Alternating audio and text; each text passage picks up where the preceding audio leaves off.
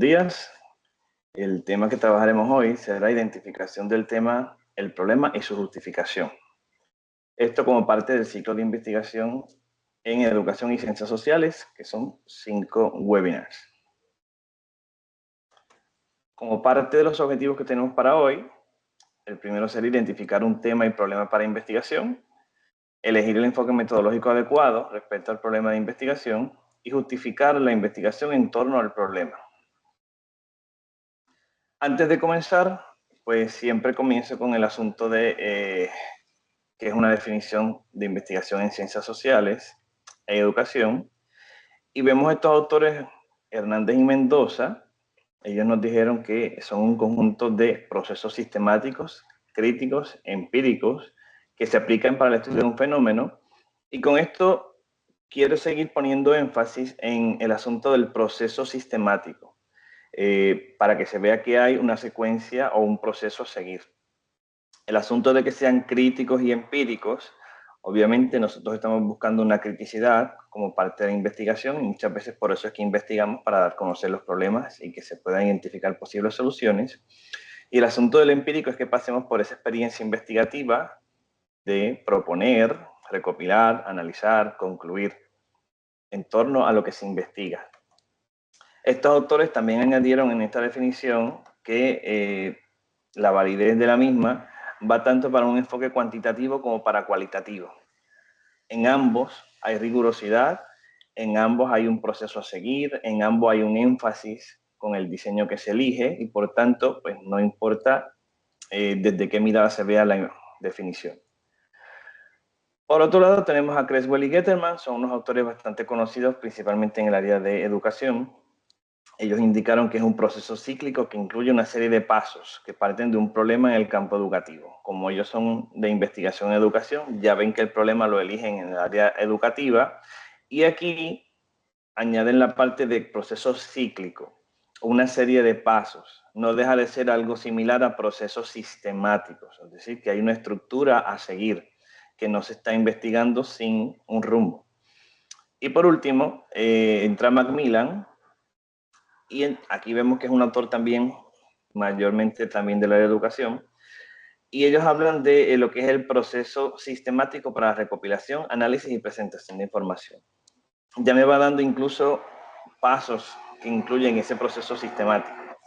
Y como es de la educación, pues entonces lo ve como un proceso de recopilación de información de forma sistemática y disciplinada. Volvemos al asunto del proceso sistemático, proceso sístico, proceso que se vea bien claro una serie de pasos de estructura, y así se aplica a un problema o pregunta de investigación.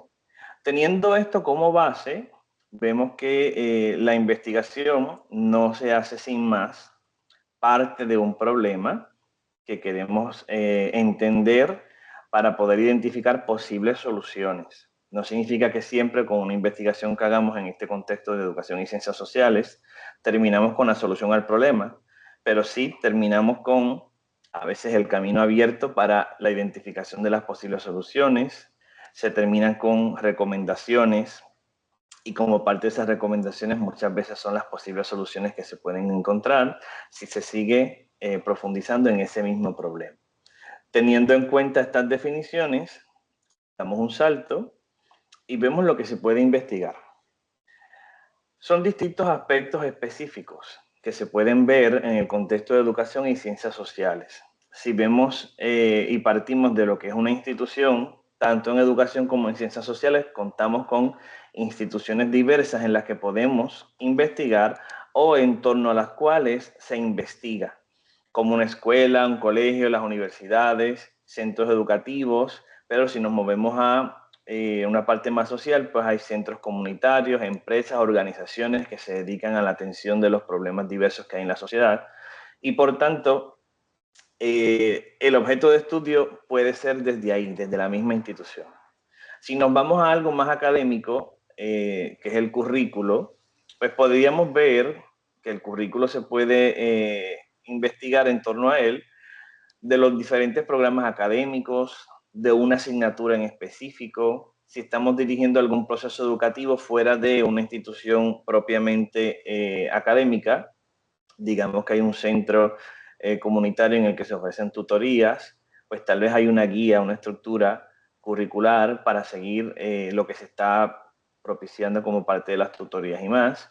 Si hay un proceso formativo en las empresas, los procesos de inducción o los procesos simplemente de iniciación para poder entrar en la empresa, la educación continua que maneje la misma empresa o la organización, pues también forma de un currículo. Así que también esto puede ser objeto de estudio. Si nos vamos a un contexto ambiental, volvemos al asunto de que puede ser un contexto educativo, comunitario, podemos ver la escuela o la institución, la empresa, pero también podemos ver un contexto familiar, social, en el que haya algún problema de base que nos esté llamando la atención. Y pasamos entonces a los cambios observados. Estos cambios observados, según Martínez, es la autora que está citada en la esquina superior derecha, vemos que puede ser un cambio abrupto o un cambio provocado por alguna razón. Ejemplos de esto podrían ser las cosas que cambiaron a raíz de la pandemia, por ejemplo, que es lo más reciente que tenemos como un fenómeno que no está en nuestro control. Antes teníamos el huracán también, que nos trajo algunas consecuencias para lo que fuera la sociedad entera en sus distintos estados. Y luego podríamos tener que ese comportamiento se vea de sujetos diversos, no de todos, puede ser de algunos, puede ser en el funcionamiento institucional o en aspectos sociofamiliares. Si observamos a nivel macro, comenzamos con cosas más singulares, más específicas, ligadas a como una institución, un currículo, pero ya cuando nos movemos al contexto ambiental o a un cambio observado en ese contexto incluso o en los anteriores, pues ya vemos cómo esto puede tener una significación particular para el interés de la persona que se mueve a investigar. Esto no es lo único a lo que se circunscribe una investigación. Pueden haber más cosas que se deriven de estas o la interacción incluso de estas. Y lo que interesa en ese sentido es que podamos identificar lo que hace falta investigar para entenderlo y tratar de buscar esas posibles soluciones que dijimos al principio. Si pasamos en adelante, tenemos una pregunta aquí para debatir, para que pensemos un poco en lo que debe ser de acuerdo con lo que es la investigación, y dice que pensemos en por qué sí o por qué no acerca de lo siguiente. Si ya se ha investigado un asunto, ¿puedo o debo volver a investigarlo? Esa sería la pregunta de base. Y en cada caso, ¿qué aportación hago si lo investigo? Si investigo algo que ya está investigado, lo puedo investigar, debo investigarlo, ¿qué aportación hago con eso? Si ya no lo puedo investigar, porque es lo que yo digo, o no lo debo investigar, pues qué aportación también tengo el hecho de que ya no lo investigue. Y respecto a que si necesita indagar, ¿tenemos acceso a la información que necesito? Cuando pensamos en estos asuntos decimos, bueno, de poder yo puedo. Porque muchas veces pensamos en el poder como decir, sí, lo hago, lo puedo hacer, pero ¿debo hacerlo? Y lo que está de base es que ya se ha investigado el asunto. Si ya se ha investigado el asunto, ¿en qué momento podría yo entrar a volver a investigarlo? ¿En qué momento debo entrar a investigarlo? Este debate siempre yo lo traigo en los talleres, en las clases que ofrezco, para que pensemos un poco, porque muchas veces diríamos que sí a todo o directamente no, si ya está investigado, ¿para qué? Pues ya podríamos ver más cositas que saldrán aquí de este debate. Y podemos ver entonces el asunto de lo segundo. ¿Tengo acceso a la información que necesito? Muchas veces nos interesa investigar cosas, pero no siempre tengo acceso a lugares, a sujetos, a información o a los casos en sí que implica la recopilación de datos o información, y eso es lo que interesa. Si vemos un poco de razonamiento, más allá del acceso, ¿con qué recursos yo cuento? Si yo estoy haciendo la investigación solo, sola, ¿qué ocurre? ¿Qué tengo? ¿Cómo puedo manejarme en esa investigación? ¿Qué necesitaría para llevarlo a cabo que yo no tengo o que yo no sé? Que podría ser también el asunto del conocimiento que tenga. Así que teniendo en cuenta todo eso, dirijámonos entonces a ver, Razones por las que no se debe investigar. Por implicaciones éticas.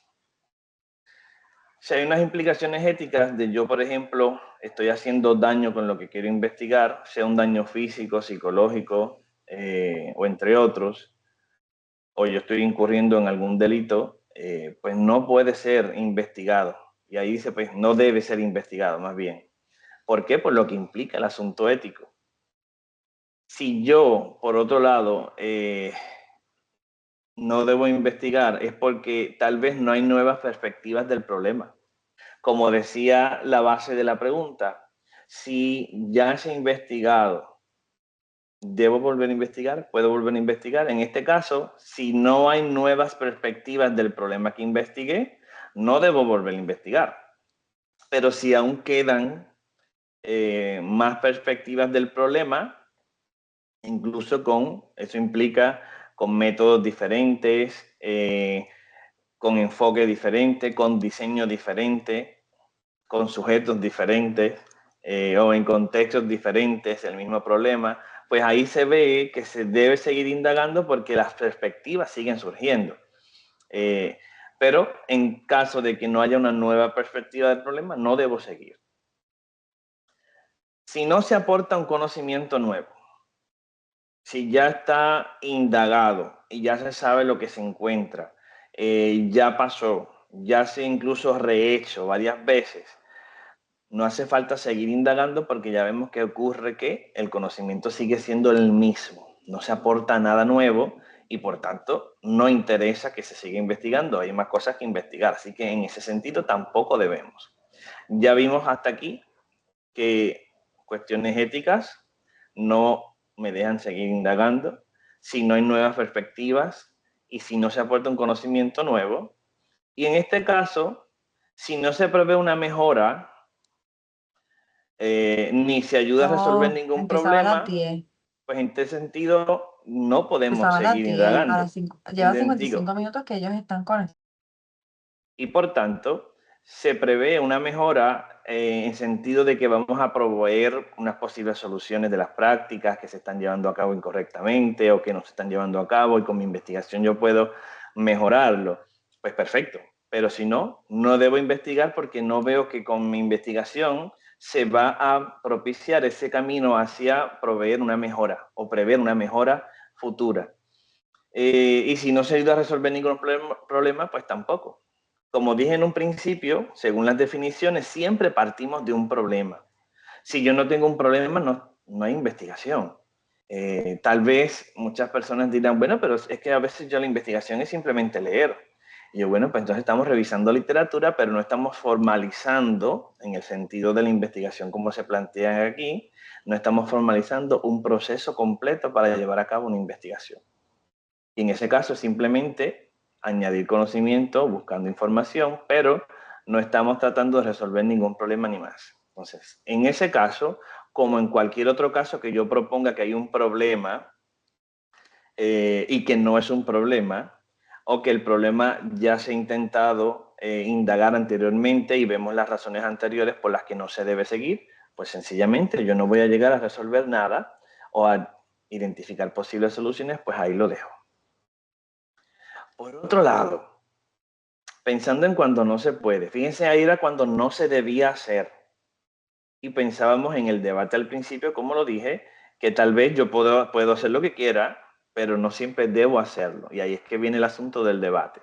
Ya dijimos por qué no se debe, desde el punto de vista del sentido que tiene la investigación, pues ahora vemos por qué no se puede, también desde ese punto de vista de lo que significa la acción, lo que implica. Cuando no se tiene acceso a la información ni a los sujetos o los recursos necesarios. Si usted quiere investigar un asunto que es de corte, digamos, implica una privacidad en medio del asunto del sujeto y el sujeto no le da acceso a esa privacidad, pues yo no puedo seguir porque no tengo acceso a la información. No tengo acceso, por tanto, al recurso o al sujeto que me va a dar la información. Si yo no cuento con los recursos necesarios, tampoco. Yo he leído tesis, disertaciones que las personas a veces han escrito, bueno, en la introducción, luego de que el investigador o la investigadora estuvo año y medio buscando información para lo que es conocer el tema y andar acerca de él. Y yo decía, guau, que invertimos tiempo aprendiendo, que no está de más el aprender, pero en ese contexto, que era una tesis o una disertación, en las instituciones se nos imponen unos tiempos y debemos circunscribirnos a esos tiempos. Y si no, pues no tenemos posibilidad de graduarnos y obtener el grado, porque nos caduca todo, incluso incluyendo prórrogas y demás. Pues si no tenías el conocimiento, debiste haber investigado otra cosa, tal vez. Si tenías el tiempo y no había problema, bueno, pues nada, lo podemos pasar. Pero contando con recursos tecnológicos, por ejemplo, necesarios. Si usted necesita una aplicación específica, un programado específico, necesita apoyo con un instrumento que no lo tenemos. Todas esas cosas, pues se supone que si no las tengo a la mano, no puedo llevar la investigación porque no tengo eso. Bien, así que no sería lo ideal hacerlo porque no tengo cómo hacerlo. ¿Sí? Por eso es que no se puede. No tengo acceso a la información, a los sujetos, ni los recursos tecnológicos que podrían ser necesarios. Si yo no poseo el tiempo ni los recursos necesarios, antes hablábamos de recursos necesarios tecnológicos, ahora hablamos de recursos en general. Si yo no poseo el tiempo ni los recursos, tampoco. Y usted dice, pero ¿cómo así? A veces el tiempo, nosotros pues como investigadores, los que se dedican a la docencia, como yo, pues muchas veces la docencia nos consume mucho tiempo y a veces no tenemos el tiempo para hacerlo. Se nos requiere investigar, pues tenemos que buscar las maneras de contar con algo que sea realizable dentro de mis posibilidades. Así que si el tiempo que se necesita es demasiado y yo no lo poseo porque tengo menos tiempo disponible, pues ya sé que no puedo hacer esa investigación. Ni los recursos necesarios para hacerla. Hablemos recursos en general, un recurso humano, un recurso didáctico, un recurso tecnológico como veíamos anteriormente, recursos económicos, recursos para movilidad, o sea, cualquier cosa que yo necesite para hacer esa investigación. Y podrían decir, bueno, pues que se busque un compañero y lo hacen, o hagan un grupo de trabajo y lo hacen. Ahí podríamos ver que ya la posibilidad, el poder, ya se va propiciando, pero en el caso de que estoy yo solo, yo sola, no, porque no tengo el tiempo ni tengo los recursos necesarios. Es la forma de plantearlo para que pensemos en cuánto yo puedo hacer como investigador o investigadora en un momento en que yo estoy haciendo la investigación por mí mismo. Y por último, si yo no poseo el conocimiento necesario para llevar a cabo el estudio, pues tampoco. Lo que narré en un principio, que las personas a veces tengan que invertir tiempo, y cuando yo trabajo para una empresa y la empresa me lo provee el tiempo para que yo me prepare, perfecto. Que la empresa me mande a estudiar, perfecto. Para poder hacer más cosas, perfecto. Pero en el tiempo que yo no lo tengo, que yo no tengo ese recurso de que me manden a estudiar, que no tengo el recurso económico para subvencionarlo y yo no poseo el conocimiento para algo que me interesa, pues sencillamente no procede, porque yo no lo puedo manejar. Cuando veamos las características de los problemas de investigación, cuando se trabaja, uno de ellos es lo manejable, qué conocimiento yo tengo para llevarlo a cabo, y si no, pues no lo podría hacer. Teniendo en cuenta el asunto de cuándo no debo y cuándo no puedo, veamos que la posibilidad está más atada a lo que yo como investigador necesito para llevarlo a cabo y el asunto del deber de llevar a cabo la investigación o no está atado a lo que la investigación en sí significaría y con lo que se podría contar para lograr una buena investigación y que se llegue a identificar las posibles soluciones al problema. Así que teniendo ya el debate más o menos aquí planteado, muy bien, pues ya planteado el deber y el poder, ahora vamos a ver directamente qué es un tema para investigación. Cuando hablamos de tema para investigación, es un tema que se refiere al asunto que me interesa investigar. Y ese asunto obviamente es como esa guía que me dice, pues mi investigación va por este camino. Mayormente que nos interesan asuntos que están relacionados con nuestra área de especialidad, nuestros intereses en cuestiones, cuando decimos intereses de investigación, pues me interesa esto, esto y esto, pues son asuntos dentro del macro que podríamos tener del conocimiento posible, pues estas áreas son las que me interesan. Y ahí vemos también una experiencia clínico-laboral. Si trabajamos en estas áreas en las que hay una experiencia de campo, pues tal vez en torno a esa experiencia de campo es que me interesa indagar. Veamos aquí las distintas profesiones y cómo el desempeño en esas profesiones puede ser un asunto de interés del cual podemos identificar cosas más adelante, como el asunto de el foco de estudio y lo que es el problema, que veremos en su siguiente. En ocasiones diversas solemos tener confusión y muchas veces pensamos que el tema es directamente el título.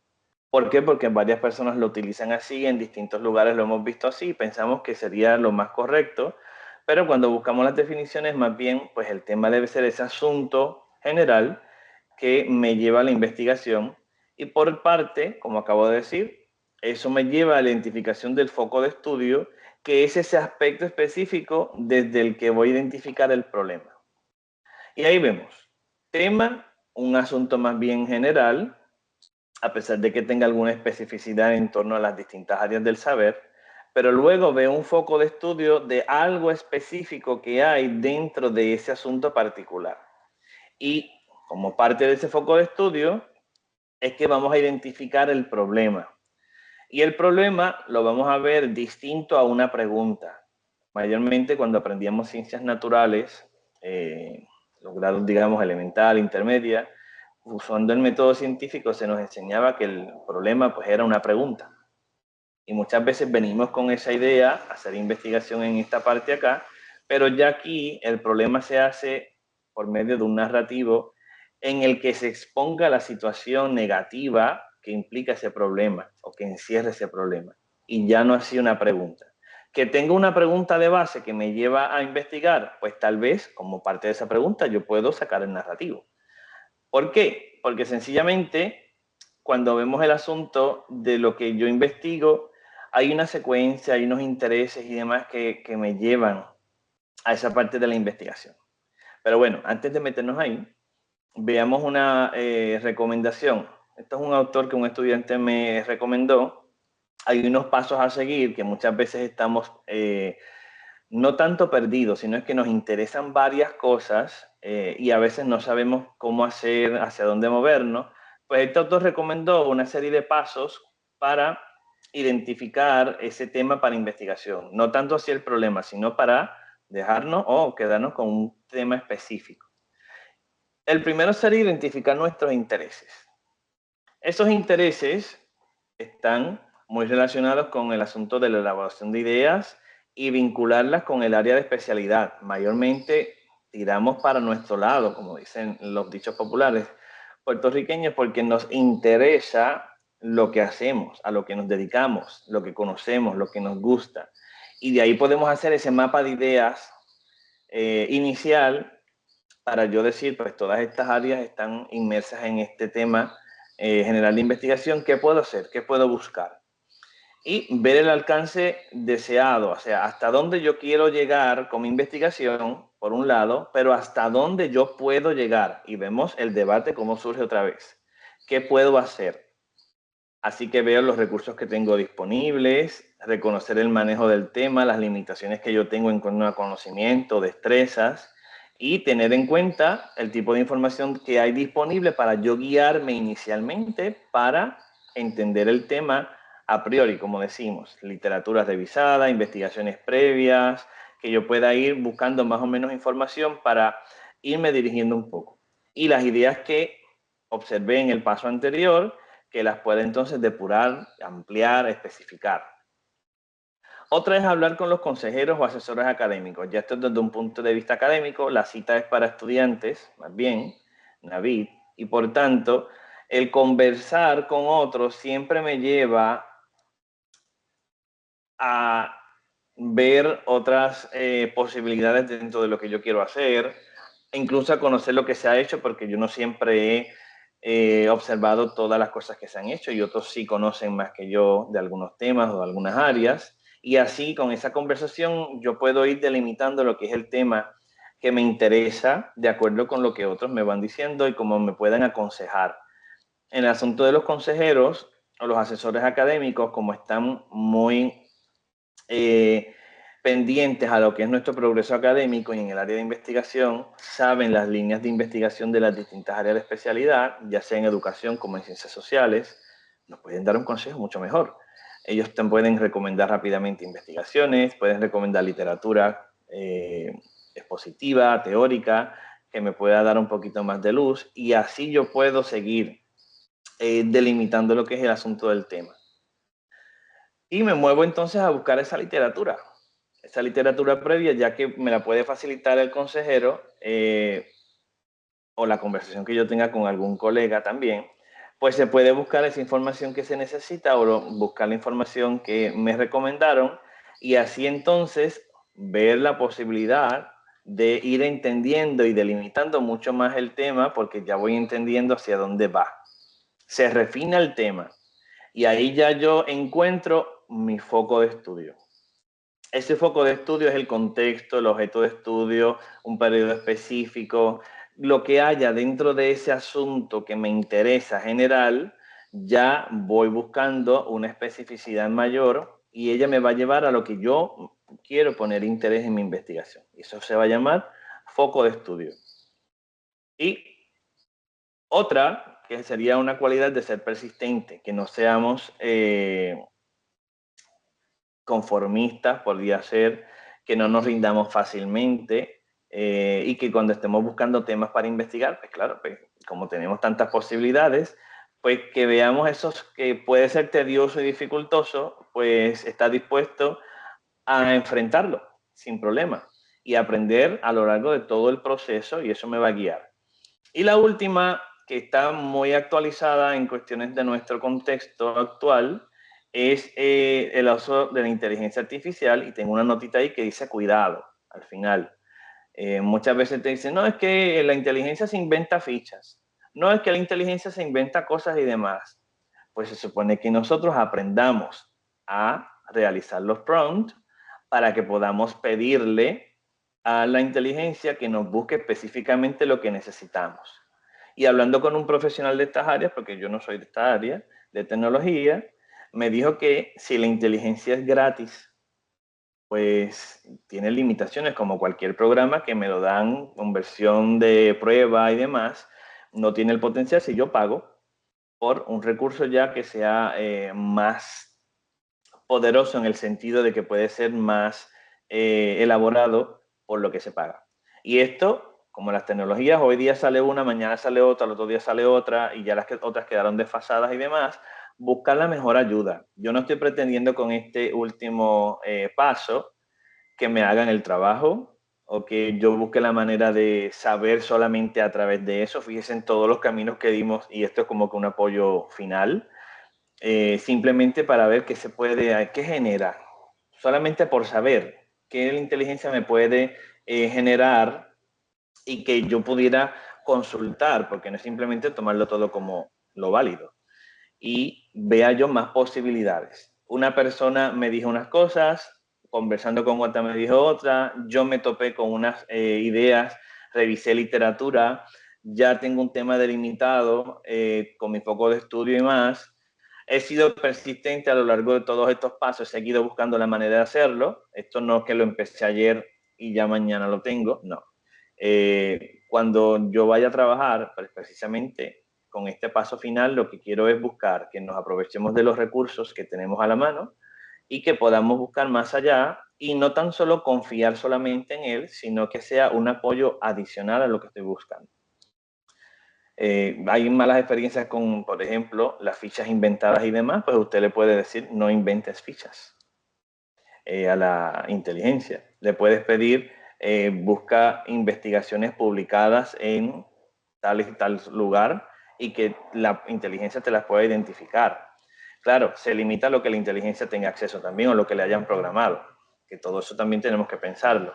Así que, atado con esto, pues viendo la revisión de literatura que se observó antes, podríamos ir a catálogos institucionales, Google Académico, varias fuentes, para que yo tenga diversidad de información, y que cuando yo llegue a esa delimitación del foco, simplemente sea complementar lo que tengo, actualizarlo, y tal vez que vea como un recurso de apoyo adicional a lo que estaba haciendo. teniendo estos pasos, que simplemente es una recomendación más de lo que hacemos, pues entonces podríamos ver ese asunto del tema al problema. Fíjense que lo que hemos dicho hasta ahora, tenemos un problema, sí, ¿y de dónde salió el problema? Pues salió de un tema. Y usted dice, ¿cómo así? Pues claro, porque muchas de las ideas que tenemos acerca de temas, pues se supone que yo las vaya depurando y de ahí es que yo llego a unos planteamientos más precisos y llego a una estructura para que se dirija esa investigación. Pero, como ya hemos visto la palabra, o bueno, el concepto que es foco de estudio, pues se supone que ese tema fortalecido ya me va llevando una rigurosidad investigativa para yo entender hacia dónde voy y las cualidades profesionales que yo tengo, pues ya estoy formado en ciertas áreas, pues me ayudarán a que la literatura que yo revise, que los recursos que yo utilice, que incluso las conversaciones que yo tenga, sea todo asertivo y me pueda llevar a identificar ese problema y delimitarlo sin problema ninguno. Claro, un problema con problema no puede ser. Así que debe ser un problema en torno al cual yo pueda entonces, con esa delimitación y ya reconocido mis límites y demás, tener ese foco de estudio muy claro y por consiguiente pueda llegar al problema, a identificarlo. Y usted dice, ¿cuál es la diferencia entre tema y problema? El tema es un asunto general en torno a lo que me interesa investigar. El problema ya vemos que es una dificultad, una carencia, un conflicto como tal que yo identifiqué como base de ese tema, gracias a que tengo un foco de estudio bien delimitado. Así que ya que tengo un problema identificado, vuelvo la mirada atrás para saber de dónde vino y que yo pueda sustentarlo en mi investigación, que si alguien me pregunta yo pueda decir, lo que sucede es que me interesa este tema, como parte de ese tema me voy a centrar en esta parte específica que sería mi foco de estudio y de ahí fue que yo identifiqué este problema. Y así podemos ver en esta figura las distintas partes como podríamos ver o las distintas acepciones como las que podemos ver un problema. Si lo vemos como una limitación, ¿qué se está limitando? Se limita a algo que necesita que no se limite. Por ejemplo, es un asunto que todavía sigue estando patente en nuestra sociedad. Las barreras arquitectónicas limitan el paso a aquellos que tienen una movilidad diferente a la nuestra. Es una movilidad diversa y por tanto, lo que le llamamos diversidad funcional, pues si la persona necesita un bastón, si la persona necesita una silla de ruedas, si la persona necesita un perro guía, ¿qué estamos buscando aquí? Que la persona pueda moverse muy bien y se está limitando. Eso lo vemos con esa parte. Otro ejemplo, que hay unos recursos disponibles, pero no se está dando acceso y digamos, es que hay un problema porque no se está recibiendo el recurso que pues, se necesita y las personas que lo necesitan no le está llegando la ayuda. Eso también podría ser una limitación. Si hablamos, por ejemplo, de la carencia, pensemos en torno a ese tema y foco de estudio, lo que se espera y entonces lo que no se tiene. ¿De qué se carece? Muchas veces se carece de conocimiento, tendríamos tal vez carencia de destrezas para llevar a cabo alguna situación. Hay una carencia en la atención específica de lo que necesita atención. Y podríamos ver que la carencia está representada en un sujeto, en un proceso, o sea, que siempre observemos que es carente de qué, pues carece de algo, no tiene qué para que funcione como se debe o como se espera. Ese como se debe o como se espera, que también puede ser el asunto de la limitación, viene en ese tema principal que usted estaba trabajando y el foco de estudio específicamente, y de ahí usted entonces identifica la limitación o carencia que hay. Si es una preocupación, en el sentido de que muchas veces dicen, bueno, pero no te preocupes, sino ocúpate, ¿no? Que te ocupe el problema. Está muy bien. Pero muchas veces la preocupación viene por la falta de acceso, por el no tener el recurso, porque esto no funciona como se debe, porque no se va a llegar a lo que se necesita, porque no se está brindando una atención que es. Y es una preocupación que podríamos estar, que está ligada a las carencias, a las limitaciones que hay, y está atado a todo eso de el que debe funcionar como se espera, o debe estar haciéndose algo de alguna manera y no está, o debe estar sucediendo algo y no está sucediendo. Si vemos el asunto de los conflictos y las controversias, no siempre lo vamos a ver como algo, digamos, de sujeto a sujeto, que tienen conflictos entre ellos, que podría ser, por ejemplo, la convivencia. Un problema en la convivencia, pues podría haber conflictos constantemente entre las personas por no ponerse de acuerdo, y por tanto se afecta el servicio que tienen que dar, o se afecta el asunto de la convivencia general porque no funciona como se espera adecuadamente. Y la controversia, lo que debe ser y lo que está ocurriendo, que entremos en un asunto, digamos, controvertible, porque precisamente hay alguna duda, algo no está funcionando bien en ese momento, y de ahí podremos ver esa dificultad mayor. Todas estas cosas en sí podríamos verla como algo general negativo, algo general que no funciona, algo general que está siendo una dificultad que no me deja avanzar.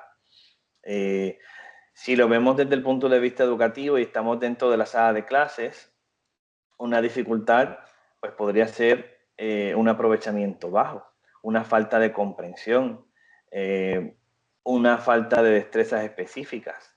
Ya con estos asuntos ya desde el huracán María se afectó un poco el proceso educativo.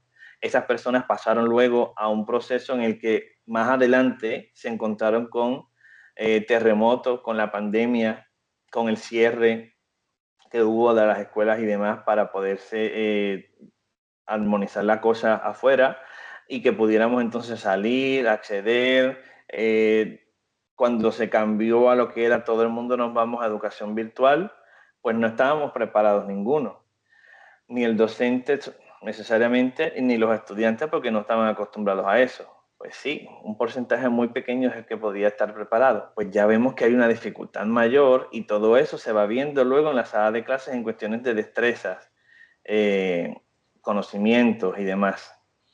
Y por tanto, si lo vemos desde un punto de vista social, cuando trabajamos con la atención a los problemas sociales que hay, pues se supone que hay muchas veces subvenciones, hay agencias que se dedican a ello, que se supone que hay algunos fondos, por ejemplo, o que sencillamente desde nuestro sentido de empatía, pues podamos ver al vecino que tiene alguna situación, pues ahí podríamos ver que no las hay.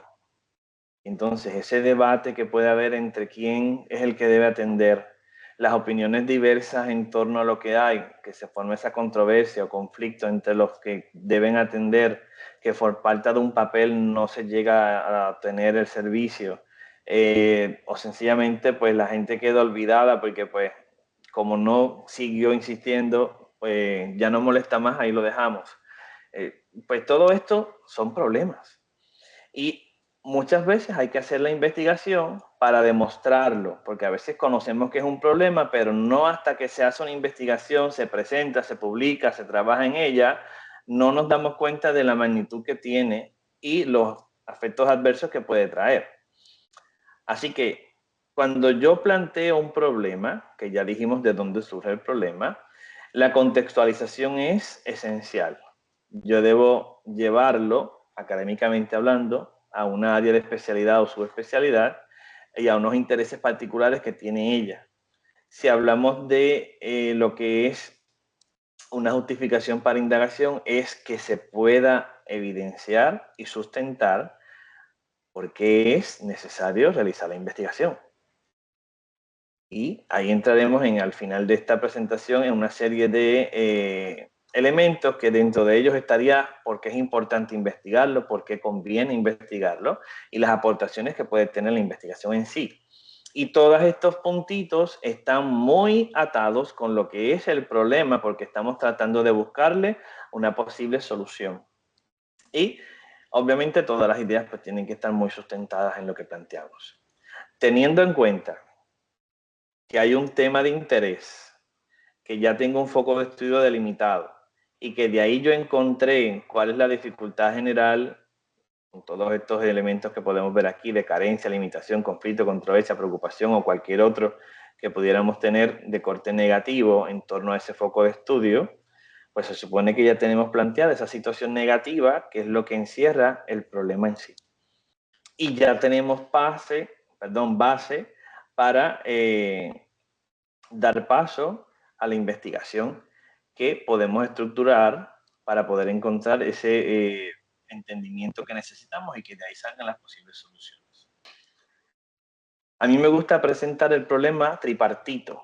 Yo lo aprendí así en algún momento en la formación académica y me pareció interesante porque me dirigió el pensamiento a mí esa estructura tripartita.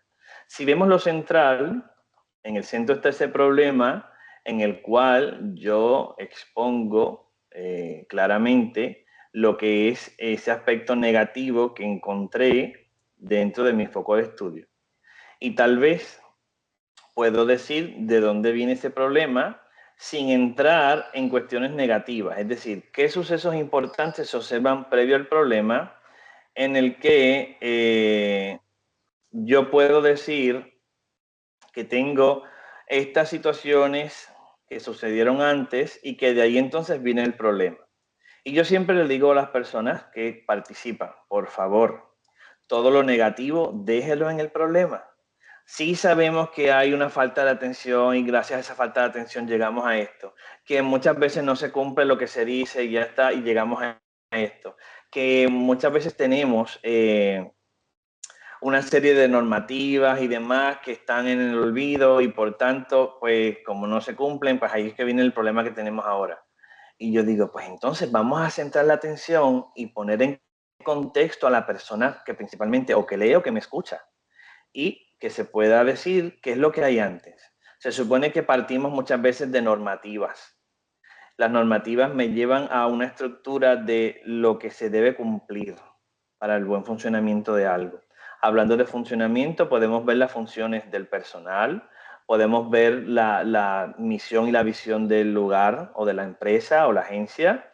Podríamos ver otros recursos específicos que se tienen.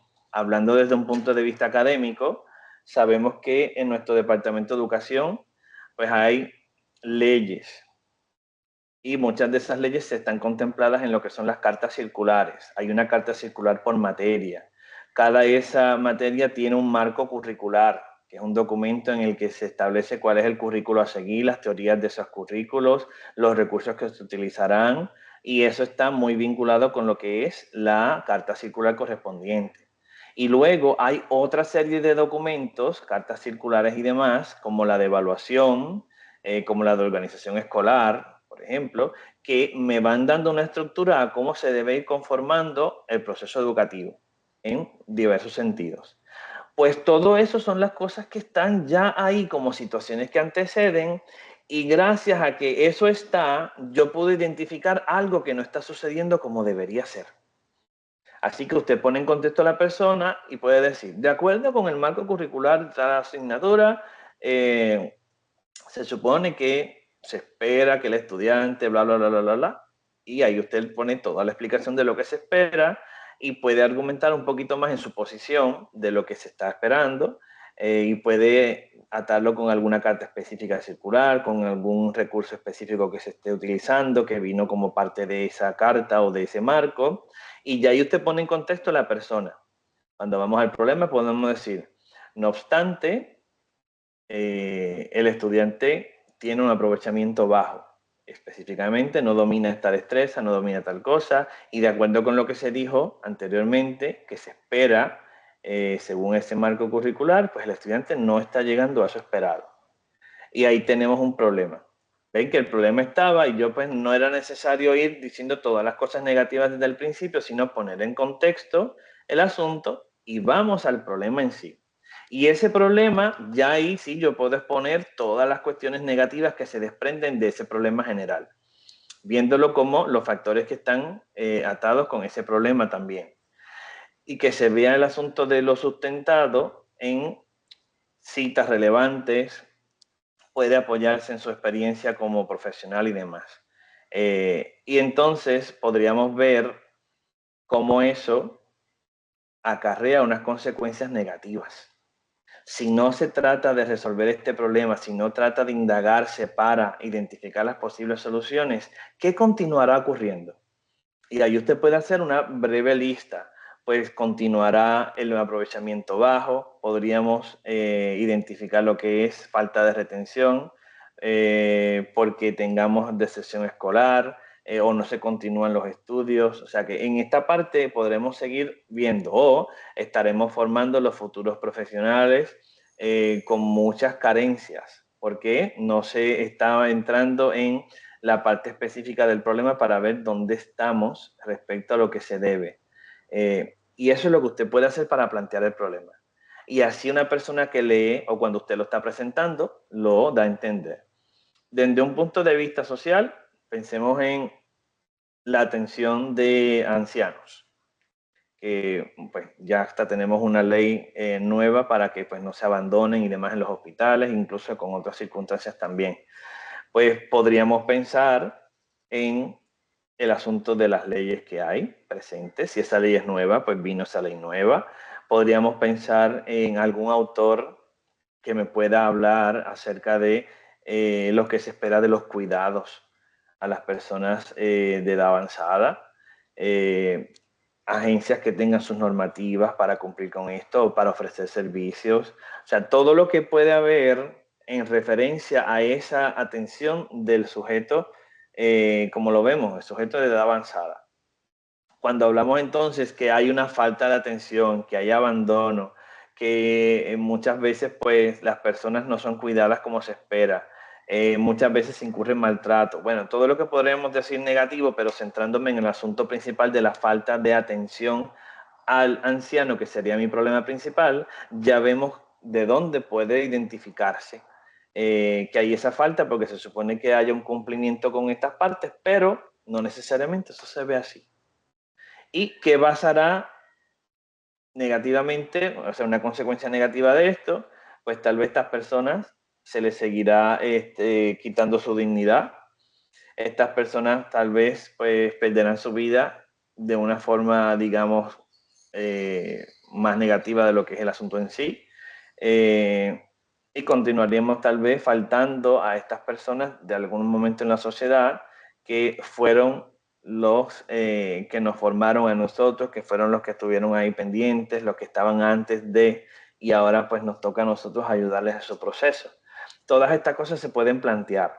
Claro está, como les dije, hay un tema que me interesa, hay una situación negativa principal, pues vamos a ver de dónde vino esa situación negativa, cómo la pude identificar sin entrar en connotaciones negativas desde antes. Y ahí entonces expongo lo que se supone que se espera o se debe hacer. Y ahí se puede exponer claramente el problema porque no se está cumpliendo con eso esperado. Y luego, si el problema no se trata de resolver o no se trata de indagar para encontrar posibles soluciones, ¿hacia dónde nos lleva? Y que los sujetos implicados, el recurso implicado, lo que sea la situación, pues cómo se sigue afectando si no se trabaja con ese problema. Esta es la manera en que yo aprendí en algún momento de mi formación para presentar el problema y siempre lo traigo porque me parece que es muy de un momento visual, pero también es bastante entendible para que tenga una secuencia lógica la presentación del problema. De dónde viene, qué es el problema y hacia dónde va. Bueno, pues seguimos entonces. Ya les dije que había unas características del problema. Pues si seguimos en la secuencia de ideas, tema, foco de estudio, problema, vemos la parte tripartita del problema. Ahora, ¿qué características debe tener ese problema para que sea un problema, digamos, utilizable en una investigación? El problema primeramente tiene que ser interesante. Pero ¿para quién debe ser interesante en primer momento? Para quien investiga. Ya usted se encargará de hacer ver ese interés y esa cualidad de interesante lo puede mencionar para los demás. Y hay unas áreas de especialidad que también se interesan en todo y así es como podríamos presentar esto de que sea interesante. Y dice, pero es que el problema me puede interesar a mí, pero no a otros. Pero usted puede mencionar por qué a usted le interesa y atado con eso, puede ser que encuentre también gente que se interese en lo que es su problema. Pero la motivación intrínseca es lo primero. Lo segundo, que sea investigable. No todo es investigable porque no todo tiene una posibilidad de aplicar algún método específico, sea cuantitativo o cualitativo, para recopilar y analizar información. No todo es medible desde un punto de vista cuantitativo. No todo lo que yo pudiera indagar cualitativamente voy a tener acceso. Así que debe ser investigable viendo la posibilidad de aplicar un método específico. Y cuando hablamos de métodos específicos, cuantitativos, cuestionario, prueba, en todas las versiones que tenga de prueba, rúbricas, escalas de categorías, una observación estructurada a base de lo que es una guía de observación que se pueda luego cuantificar o reducir a una cuantificación las acciones observadas. Eso es todo cuantitativo, o un registro de datos numéricos, el que sea, con el que usted pueda trabajar. Si usted tiene acceso a eso, pues muy bien. En el caso cualitativo, tenemos las famosas, la entrevista, el grupo focal, la observación, como las clásicas. Podríamos tener otras como análisis de documentos, artefactos diversos. Últimamente está pues emergiendo en el uso, más bien porque es una técnica que no es nueva, lo que es el photoboss, el bricolage. O sea, hay más cosas que se pueden hacer. Todo eso se puede trabajar, se puede usar, pues chévere. Ya cuando hablemos de métodos cualitativos y demás, y cuantitativos, veremos estas cositas con más especificidad, pero que veamos que se puede utilizar alguno de estos métodos para recopilar datos o información y luego analizarlo. Si no es posible, con lo que a mí me interesa investigar, aplicar algún método para recopilar información o los datos, pues también ahí me veo imposibilitado, porque no cuento con ese recurso específico. Significativo, es decir, que tenga una significación teórica, digamos, y práctica para el área en torno a la cual se relaciona ese problema. Si es un problema del área de educación, pues que específicamente tenga una significación práctica, teórica para esa área de educación. Si es para ciencias sociales, pues lo mismo. ¿Qué significación tiene en el contexto social para que se pueda hacer esta investigación y que ya vea que el problema tenga una contundencia sencilla, pero fuerte, para que se pueda entonces demostrar esa significación, porque haya un aporte de un conocimiento nuevo o aportaciones diversas en torno a lo que sea la investigación? ¿Qué surge de la investigación o qué surgirá de la investigación? ¿Qué puede surgir de la investigación? Que se supone que me ayude a aportar a el área al que pertenece ese problema y que se pueda generar conocimiento nuevo. Ético, ya lo vimos antes en el asunto del no deber. Se supone que yo no provoque daño ninguno al participante o al contexto de la investigación en sí, si no hay un sujeto humano de por medio y usted está haciendo la investigación a base de contenidos de textos, por ejemplo, de libros y más, pues que usted no haga daño a la propiedad intelectual, usted no haga daño a lo que es el recurso físico en sí. Pues se debe respetar eso. Al participante sí ya le dije que no daño físico, no daño psicológico, entre otras cosas que esto puede incurrir, o que el proceso de investigar en torno a ese problema implique una acción antiética. Como por ejemplo, no cumplir con las leyes, hacer algo que sea inapropiado en cuestión de lo que se espera de nuestras acciones como investigadores, las cualidades como la objetividad, la rigurosidad en el proceso, que yo no pueda hacer algo como para tergiversar la realidad o incluso para marranear el asunto, para llegar a lo que yo quiero llegar, si no me salió. Entonces, el aspecto ético en torno a lo que es el problema en sí, si me va a llevar a todas estas acciones antiéticas, pues ya no es un problema que sea característico para hacer una investigación. Así que tenemos que tener mucho cuidado en ese asunto. Y finalmente lo de manejable, que yo pueda manejarlo con facilidad el tema, es decir, que yo cuente con el conocimiento que tengo para hacer la investigación. Y los recursos en este sentido podría ser recursos más allá de un método, pues qué cosas yo puedo trabajar.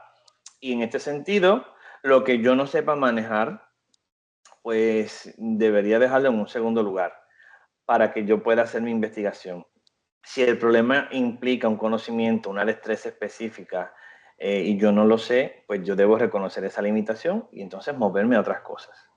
Teniendo en cuenta estas 5 características, ya de una forma más explícita lo que vimos el problema, sí podemos tener muchos problemas para investigar y qué bueno, pero no con todos puedo proceder, porque hay problemas que incluso no están en nuestras manos el poder indagar.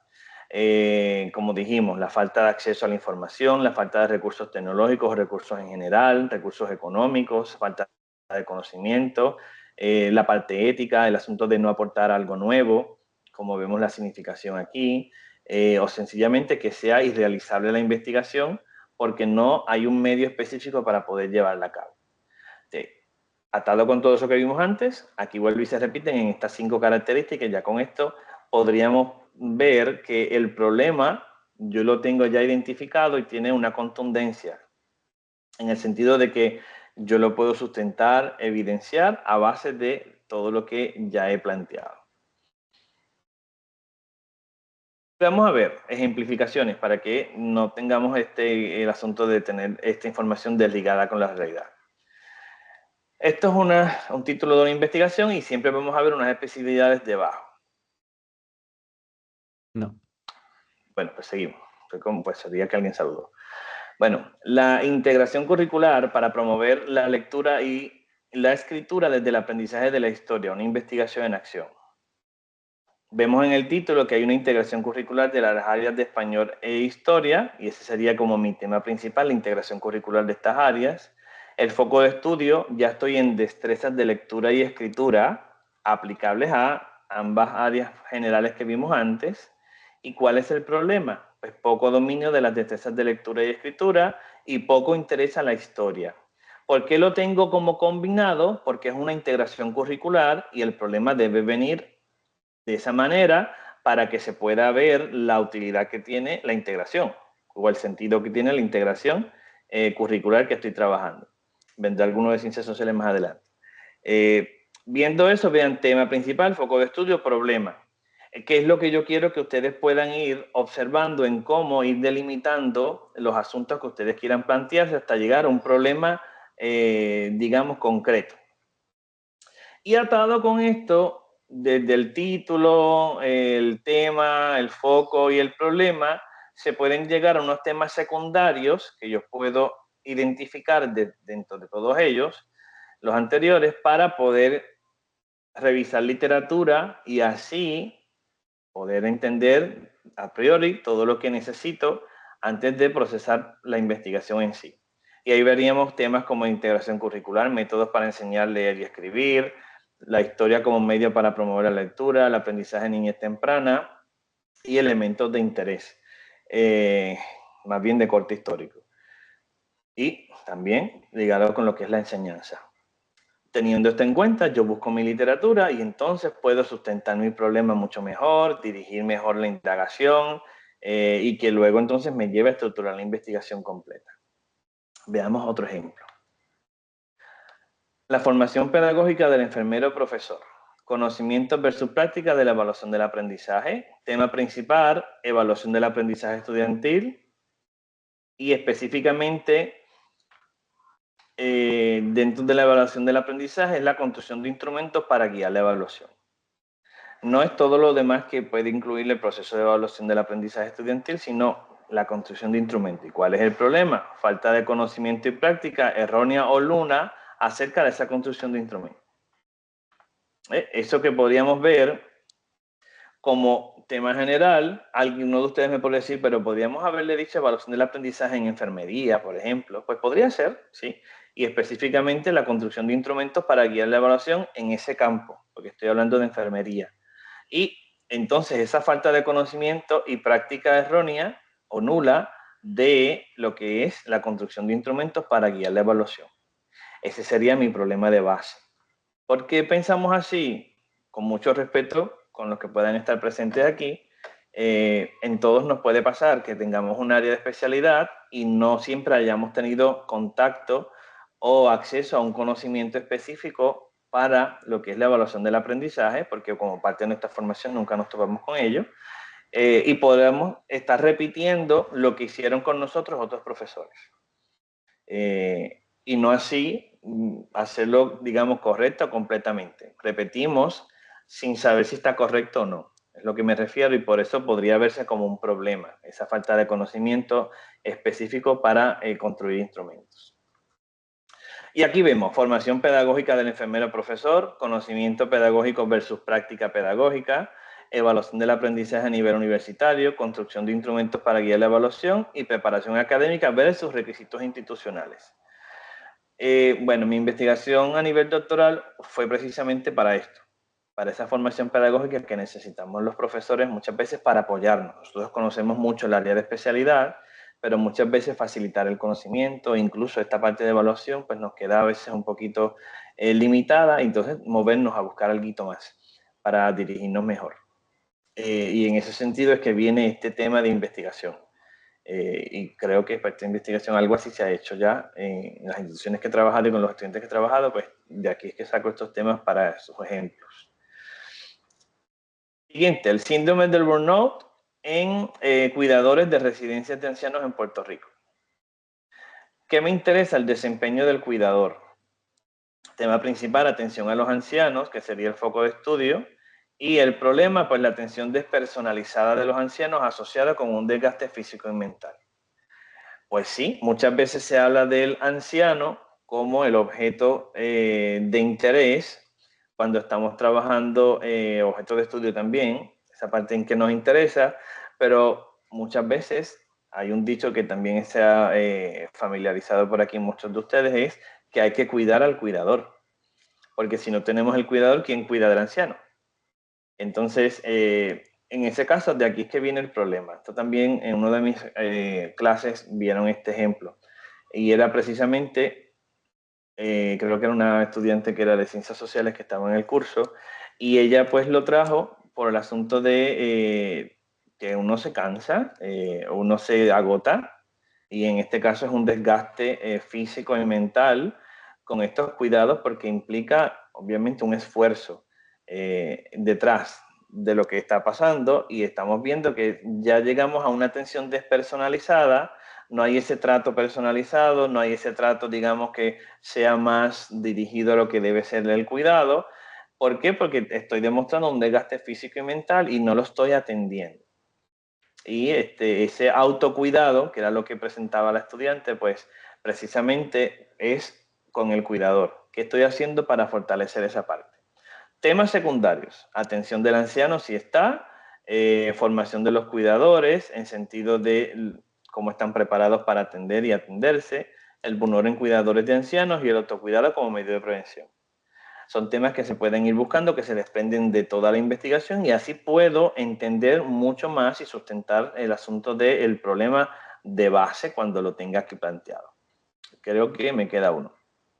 La mental de crecimiento en el desarrollo del liderazgo empresarial. Obviamente, liderazgo empresarial como tema general, la actuación del líder y su mentalidad como foco de estudio. ¿Y cuál es el problema? Que la actuación de ellos no necesariamente representa una mentalidad de crecimiento. Y de acuerdo con la teoría de mentalidad, pues un líder debe, o cualquier persona que trabaje en cualquier posición en la que se empeñe, siempre debe buscar la manera de tener una mentalidad de crecimiento para que se fortalezca lo que es el desempeño en su profesión, la que sea. Y aquí vemos liderazgo transformacional y usted dice, pero ¿de dónde salió el transformacional si de arriba decía empresarial? Bueno, está tratado del asunto de cómo se transforma los medios cuando el líder trabaja de cierta manera. De ahí es que viene el desempeño del liderazgo transformacional, pues el liderazgo en una empresa, por ejemplo. La mentalidad de crecimiento y mentalidad fija, esa es la teoría que hay. El éxito en el liderazgo, en cómo se mide y demás. La autoeficacia y la autorrealización como parte de ese éxito en el liderazgo. Son distintos temas. No necesariamente yo domino todos estos temas, pero pues he estado en las investigaciones de estos estudiantes y pues de ahí voy trayendo algunos ejemplos para que podamos ver cómo de un tema principal elige un foco de estudio y cómo de ese foco de estudio sale lo específico del problema de investigación. Entonces llega el famoso debate en cómo yo me dirijo desde una realidad investigativa al enfoque metodológico que la representa. Tenemos tres realidades investigativas, dos de ellas son las principales, que son muy, digamos, están muy atadas a lo que es el cuantitativo y cualitativo como enfoques principales, así que la realidad objetiva y la realidad subjetiva.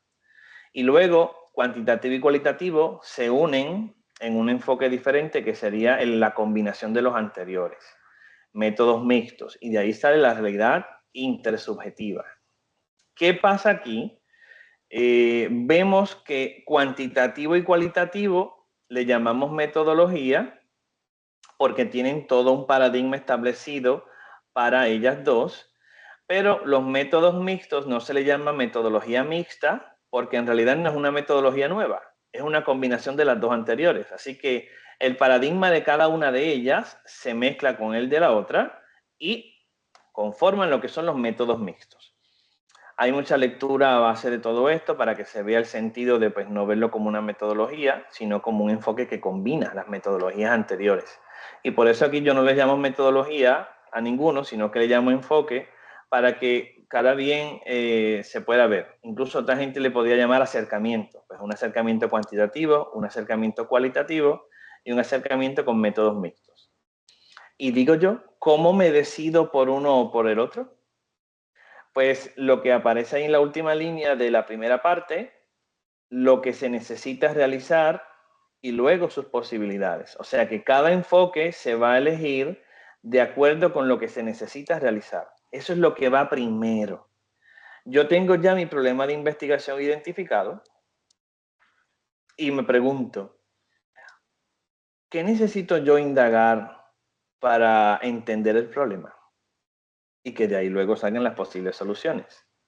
Esa necesidad se supone que me lleve a elegirme entre cuantitativo y cualitativo.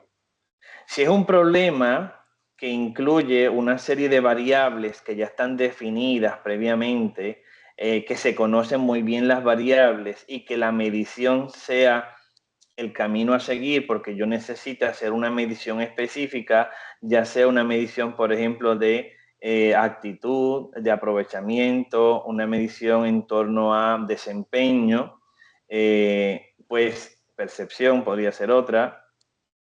Esas mediciones, si yo las puedo realizar y ya está todo definido para eso, pues yo podría estar en cuantitativo. ¿Y eso me va a llevar a qué? A identificar luego tendencias en torno a la medición, a hacer comparaciones entre sujetos a partir de otras variables que estén inmersas en la medición o relacionar variables que estén medidas. Si yo voy a identificar esas tres cosas, tendencias, comparaciones, relaciones, porque son cosas que se necesitan para entender el problema de base, pues entonces estoy en cuantitativo. Cuando hablamos, por ejemplo, de qué es eso de una tendencia, simplemente es ver estadísticas en las que yo pueda observar o con las que yo pueda observar cómo va cambiando una variable u otra y cuál es el porcentaje, la distribución que tiene, la forma que tiene y demás. Ahí vemos la tendencia. Ahora bien, las comparaciones se dan en torno a una medición hecha de una variable y así yo puedo ver cómo esa medición puede ser diferente con los diferentes sujetos que participan. Y las relaciones es simplemente buscar qué variables se relacionan con otras. Pero todo eso me debe ayudar a entender el problema. ¿Por qué? Si yo entiendo que, por ejemplo, la relación entre el burnout y el autocuidado, que el autocuidado se pueda medir de alguna manera y el burnout de otra, y yo lo relaciono y veo que hay una relación positiva y alta, es decir, que, perdón, positiva, no, negativa, que en la manera que aumente el autocuidado disminuye el burnout, pues al ser una relación negativa, me va a dar la relación opuesta de las variables y yo puedo entender eso como parte del problema, pues ya puedo encontrar una posible solución y decir, pues debo trabajar con el autocuidado, porque es algo que está relacionado estadísticamente con el burnout.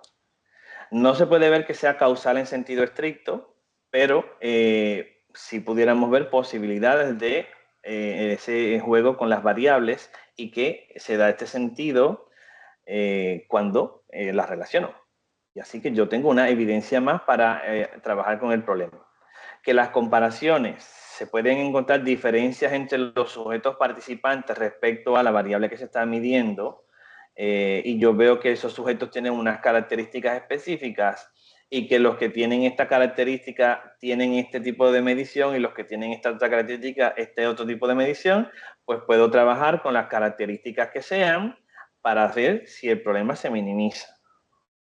Y las tendencias puedo identificar en dónde se están dando los fallos específicos, en dónde hay mayor desempeño, menor desempeño, dónde hay mayor actitud, menor actitud, etc. Y esas tendencias me ayuden también a entender cómo trabajar para minimizar el problema. Así que el sentido de hacerlo cuantitativo no es porque a mí me gusten los números, no es porque es más fácil, no es porque me encanta la estadística, no es porque ya lo tengo dominado, no es porque siempre se ha hecho cuantitativo.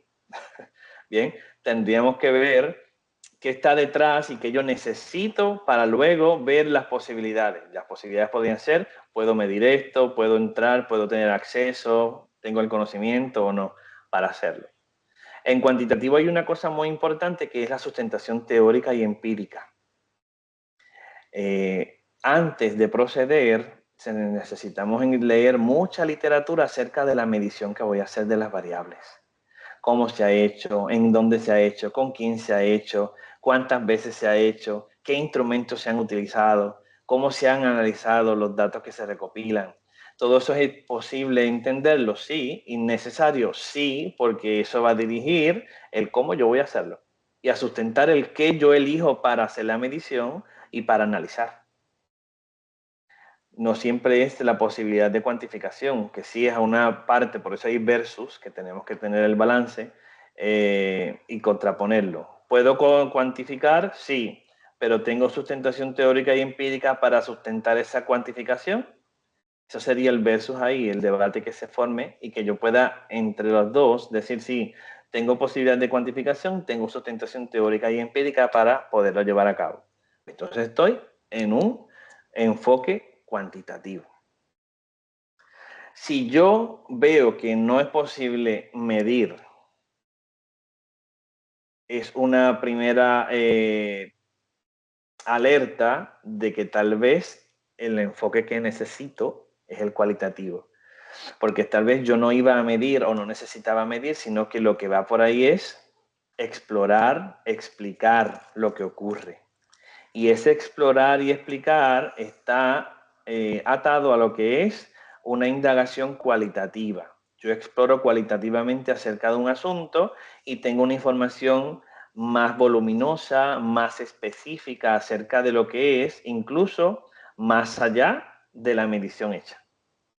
Y entonces eso me lleva a unas descripciones narrativas, indagaciones más detalladas y me ayuda a entender el problema de base y desde el entendimiento cualitativo se podría dar el asunto de la identificación de posibles soluciones al problema. Y ahí tengo que ver bien claro también luego la posibilidad. Tengo gente que yo pueda entrevistar, tengo algún lugar que observar o algún proceso que observar, tengo la posibilidad de acceder a documentos, a un recurso específico que yo pueda ver, a algún artefacto que me dé más información acerca de lo que me van diciendo los sujetos. Y para darle mayor rigor, se da el asunto de la triangulación en la que yo puedo tener triangulación entre fuentes o entre métodos. A veces pensamos, por ejemplo, en la triangulación, esto es un tema aparte pero pequeñito que lo voy a explicar, pensamos siempre en un triángulo, que son tres. Y precisamente se ve la triangulación de la forma de uno de los ángulos y lo que eso forma es una dirección a seguir. Entre dos lados se encuentran en un ángulo y de ahí se ve que se apunta hacia el frente. Pues eso es la triangulación en sentido, digamos, gráfico, físico, visual.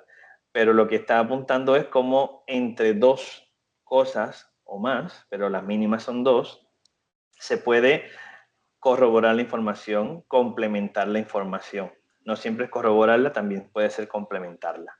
Y llegar a un entendimiento en común a base de las dos fuentes o de los dos métodos que yo tenga. Eso sería interesantísimo. En cualitativo, para darle mayor rigor a la información que se encuentra, y así podemos ver esa necesidad de indagar de esa manera cualitativa.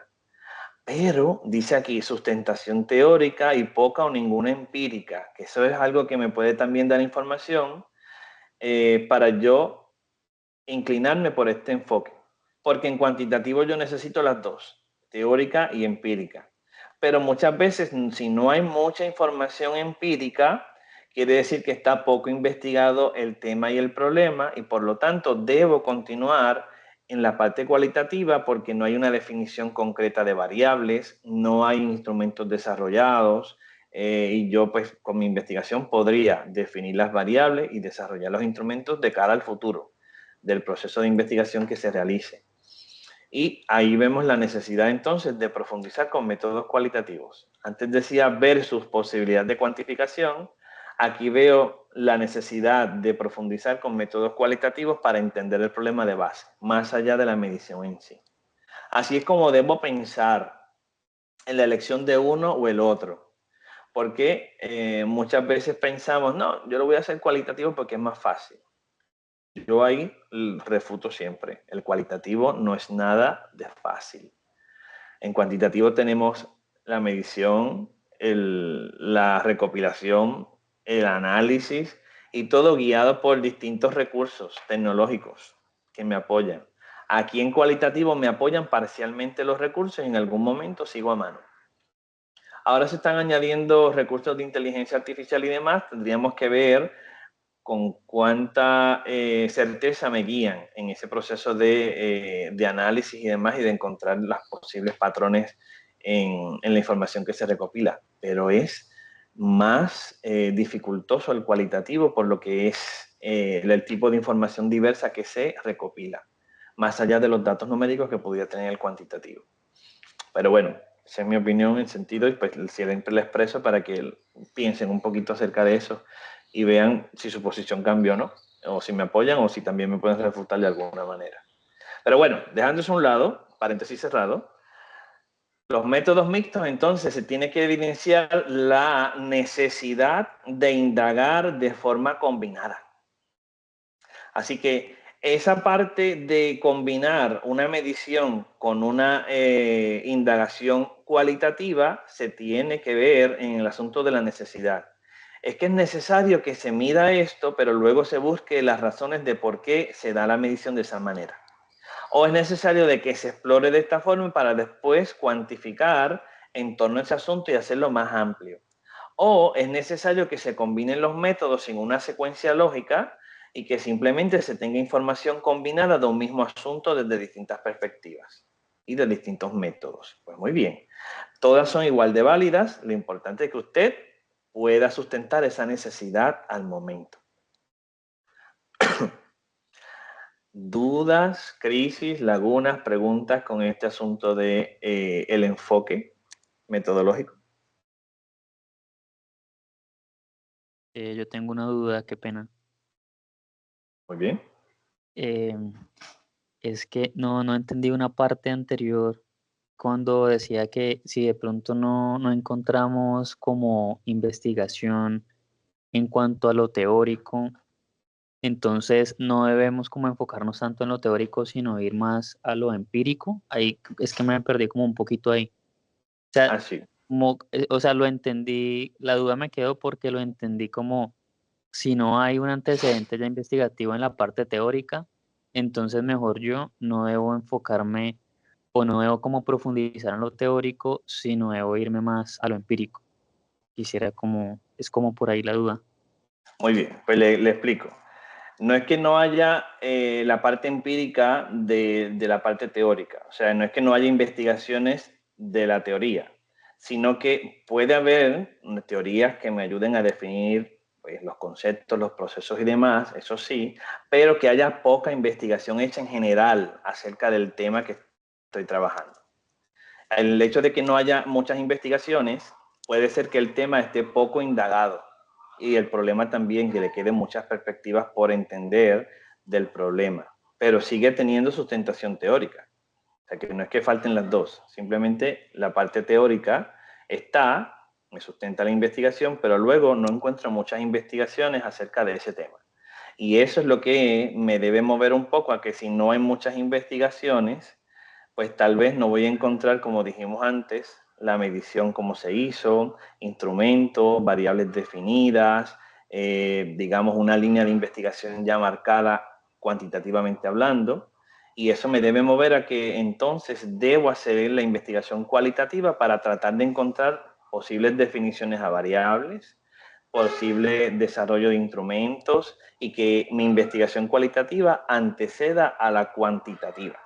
Ese es el sentido de lo que planteé ahí, porque muchas veces pues, no se tiene las bases de la investigación cuantitativa para hacerla cuantitativa. Y eso es lo que planteaba ahí. ¿Ahora sí aclaré un poquito o todavía? Ah, bien, sí, sí, sí, señor, sí, ya, muchas gracias. Muy bien. Así que por eso es que nos movemos a lo cualitativo. Que puede ser que haya muchas investigaciones y demás, que eso puede ser otra posibilidad, y ahora cambio un poco el discurso, en sentido de que ya está tan hecho cuantitativamente, hay posibilidad entonces de hacerlo cualitativo para tener una información diferente a la que tengo. O si es necesario seguir con la medición, pues se sigue con la medición. Tendríamos que ver, pero lo principal es cuantitativo, sustentación teórica y empírica, o sea, teorías para definir cosas y lo empírico para corroborar cómo se ha hecho antes. Y lo cualitativo, sustentación teórica y lo empírico para saber si cómo se está dando la indagación en sentido de la profundización del tema y problema en sí con investigaciones previas. Eso sería la cosa diferente. En cuantitativo es para sustentar lo que yo voy a hacer en la medición. En cualitativo es para sustentar los procesos de indagación específicos. ¿A qué le debo poner más énfasis que no se haya hecho antes o que se observe que sí, pero se ha hecho de una manera distinta a la que yo la voy a hacer? Y que se puede entonces movernos a esa parte cualitativa. ¿Alguna otra duda, pregunta? Por lo menos en el chat no tengo. Muy bien. Bueno, pues seguimos. Ya lo que nos resta en la presentación entonces es movernos a cómo ir sustentando los planteamientos para que se dé la indagación en sí. Así que esa indagación, cuando ya yo tengo definido, vamos a ver unas características principales básicas de los enfoques y que yo pueda entonces ya sustentar el por qué yo me estoy inclinando por una o por otra. Fíjense que en aquella diapositiva anterior teníamos énfasis en la necesidad de lo que se va a investigar versus la posibilidad. Vimos lo que se necesita en cada enfoque, evidenciar para que se vea la necesidad de indagación cuantitativa o cualitativa o con métodos mixtos. Y aquí vamos a ver ahora las características más específicas para cada enfoque. En cuantitativo tenemos un control estricto de variables. ¿Para qué? Para que la medición se pueda llevar de cierta manera hay que controlar unas variables. Y esas variables son variables de interés que tienen que ver con lo que se investiga. Si usted está investigando, por ejemplo, con el asunto de los cuidadores de ancianos, que ese fue el último que se quedó, y el burnout, pues ¿cuál es mi control de variables? Pues tienen que ser cuidadores, eso es un control que tengo. Cuidadores de ancianos, no cuidadores de niños, ni cuidadores de perros, ni cuidadores de otra cosa. Es de ancianos. Ese sería un ejemplo sencillo para que usted vea que ese es un control. Si yo tengo en cuenta que la edad de ese cuidador, el género de ese cuidador, bueno, la parte económica de estas cosas no diría yo, pero bueno, las experiencias previas, o sea, que son otras variables que pudieran incidir en ese burnout, pues muy bien. Si la persona, el tipo de trabajo, si es a tiempo parcial o es a tiempo completo, si tiene más de un trabajo, porque el burnout vemos que es ese agotamiento físico, pues todas esas variables yo las tendría que leer para que se dé el control y específicamente utilizar a los sujetos que se necesitan y que con ellos yo encuentre la información que se necesita. Por eso es que se da ese control de variables ahí.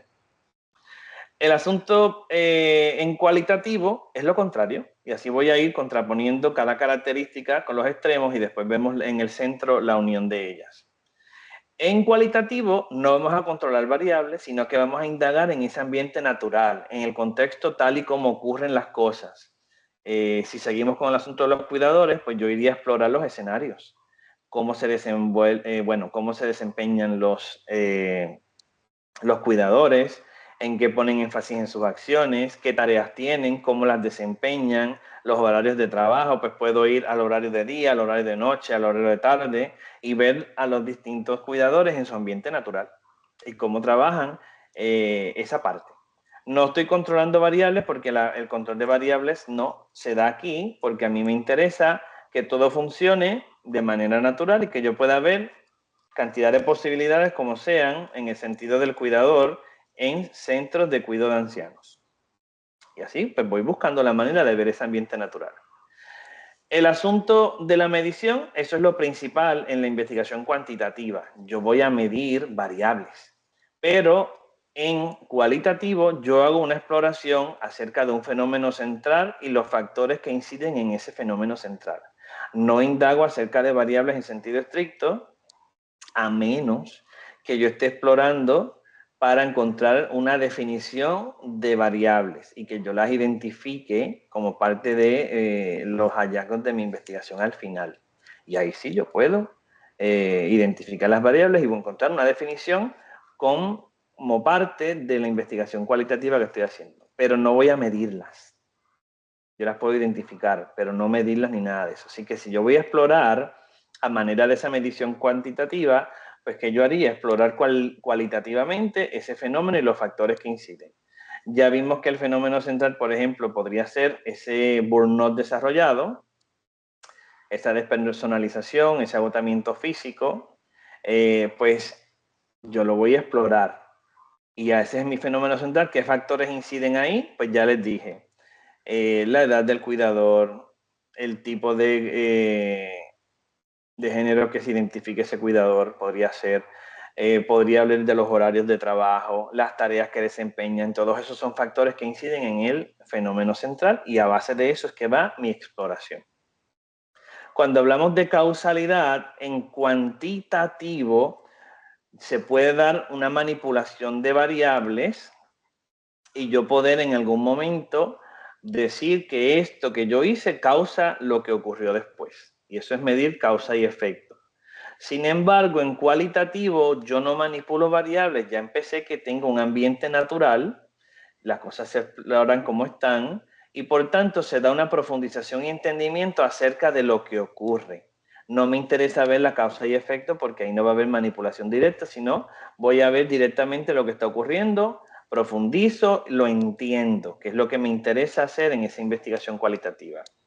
La realidad en este enfoque principal cuantitativo es objetiva y la realidad que yo tengo y es muchas veces una realidad objetiva y única, de acuerdo con lo que se veía en el positivismo y pospositivismo, de esa realidad investigativa cuantitativa, que sea objetiva y muchas veces es una. Acá yo tengo en cualitativo múltiples realidades subjetivas. Con cada cuidador que yo esté viendo, y me quedo con los cuidadores, con cada cuidador yo puedo ver una realidad distinta, porque cada uno me va a mostrar, de acuerdo con cómo se desempeñe, me va a mostrar una realidad diferente del cuidado. Y luego eso yo lo puedo atar con otras cosas, pero que ya veo que esas múltiples realidades son posibles en cualitativo. En cuantitativo estoy hablando de descripción estadística, siempre pues se reduce a cantidades, a cifras, a números, y eso se analiza estadísticamente. Pero en la investigación cualitativa yo trabajo con una descripción narrativa y el análisis más bien es de las narraciones o las distintas informaciones que tengo. Hablando del proceso, el proceso cuantitativo es uno deductivo. Yo voy del todo a las partes y cada vez me voy yendo a lo específico y ahí llegué con la medición y puedo hacer estadísticas y demás. Pero en cualitativo es al revés. Hay muchas partecitas con las que luego yo voy a conformar un todo y de ahí es que se va a dar el entendimiento que estoy buscando cualitativo. Cuando trabajo aquí con precisión, porque estoy trabajando con exactitud numérica y más, en cualitativo hablamos de credibilidad y riqueza interpretativa. ¿Por qué? Porque la credibilidad es el significado que los mismos sujetos otorgan al objeto de estudio. Y por tanto, de ahí es que se da el asunto de la evidencia con la credibilidad, en el sentido de que yo le otorgo ese significado de acuerdo con lo que los participantes o los casos o las fuentes le otorguen. Y de ahí es que viene la riqueza de las interpretaciones que se den. Y finalmente, tengo el asunto de la generalización, que es una de las cualidades que tiene la investigación cuantitativa, y la replicación de estudios por el control de variables. Sin embargo, la aplicabilidad que yo tengo en cualitativo es una aplicabilidad contextual. Se puede tal vez aplicar lo que yo encontré con esta investigación si encuentro contextos, escenarios o sujetos con situaciones o características similares. Pero no es generalizable a toda la población o a todo lo que ocurre. Es a lo que sea similar y se supone que todo eso esté bien descrito para saber qué es lo similar. ¿Cómo vemos que eso se integra? Pues se supone que vemos una integración en el tipo de información que se recopilan datos cuantitativos, información cualitativa, se combinan los diseños y los procesos y demás para recopilar esos datos e información.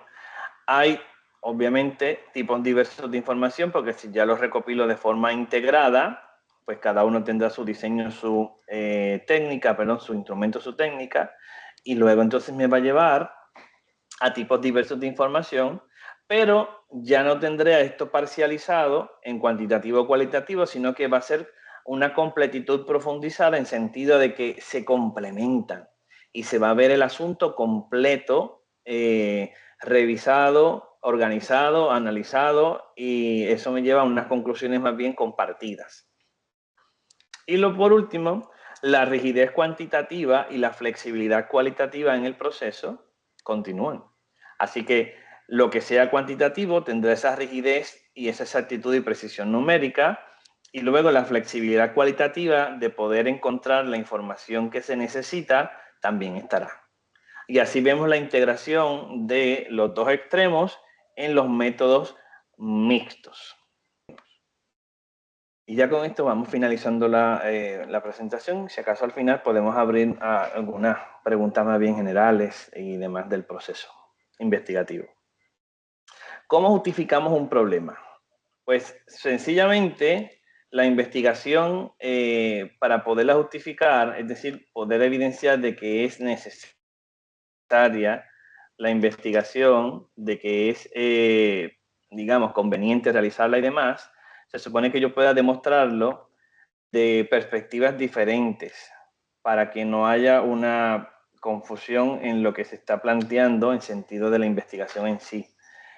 O digan que pues ya esto no hace falta hacerse y demás. Por eso es que es importante que usted pueda plantear el asunto de la investigación y demostrar por qué es interesante, por qué es conveniente, por qué es importante, quién se beneficia, cómo se aporta a encontrar posibles soluciones, qué significación tiene la investigación y principalmente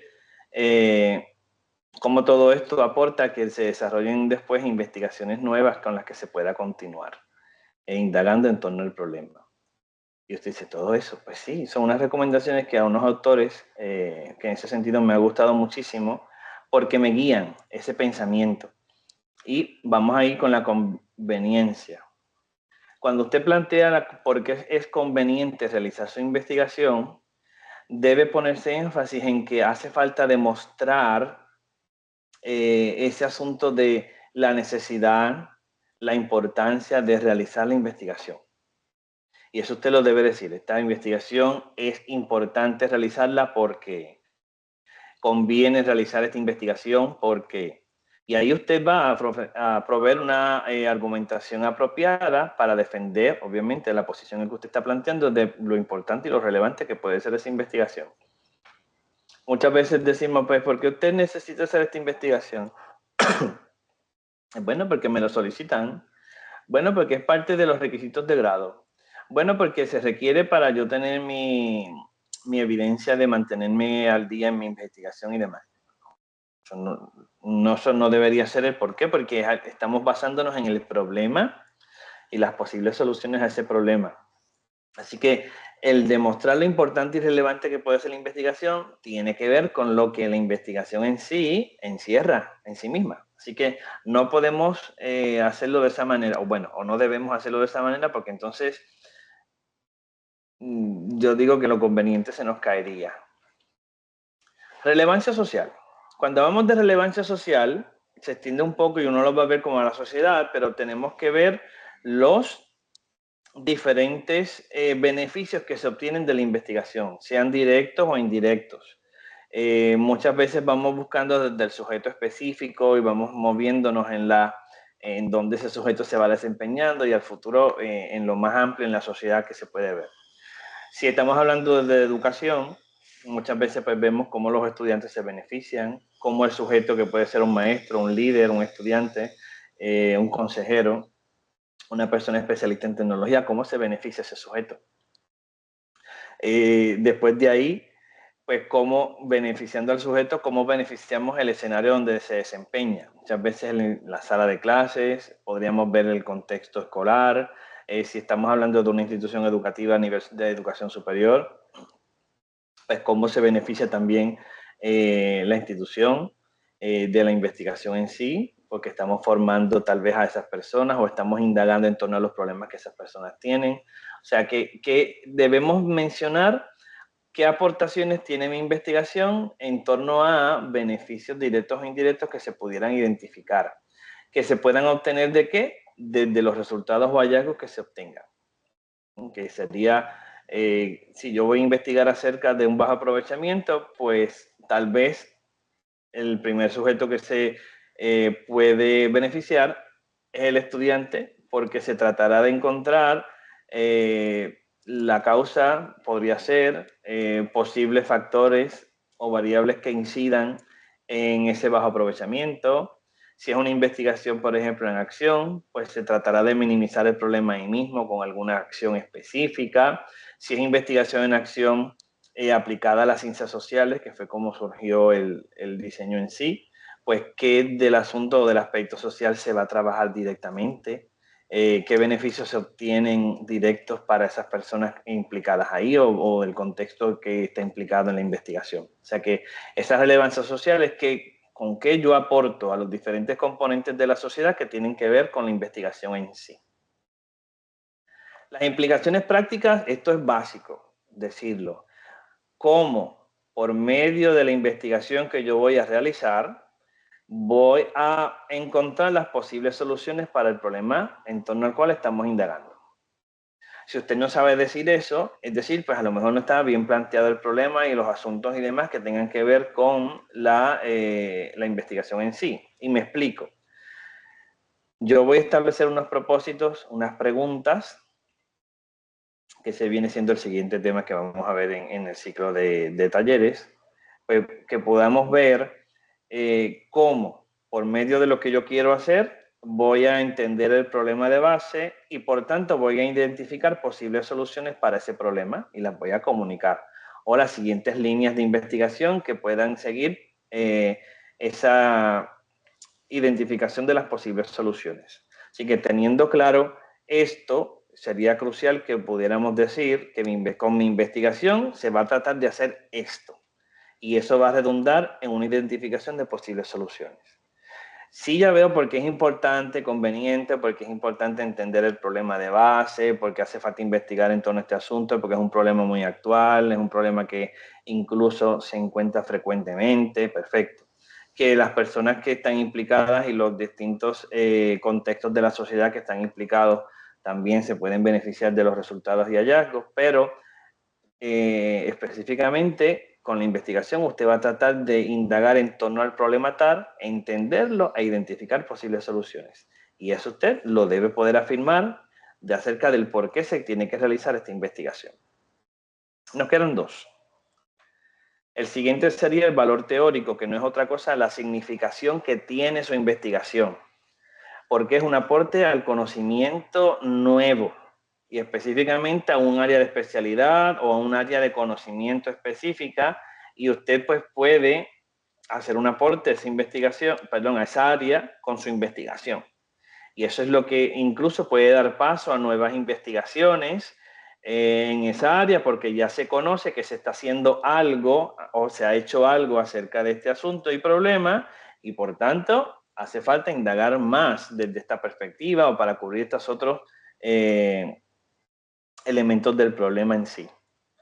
Y el último tiene que ver con cómo, ya que se van a dar paso a esas nuevas investigaciones, pues cómo con su investigación se puede abrir paso a investigaciones con enfoques metodológicos diferentes y por tanto el uso de métodos diferentes, que tal vez con su investigación se identifican variables y luego se puede dar paso a la medición, que con su investigación se va a desarrollar un instrumento y eso da paso a una investigación posterior, que con su investigación se identificarán los diferentes factores que aportan a ese problema y por tanto luego se pueden desarrollar diversas investigaciones para indagar en torno a cada uno de esos factores, sea de manera cualitativa, cuantitativa, con métodos mixtos. Esas son cosas que se pueden decir en esta parte.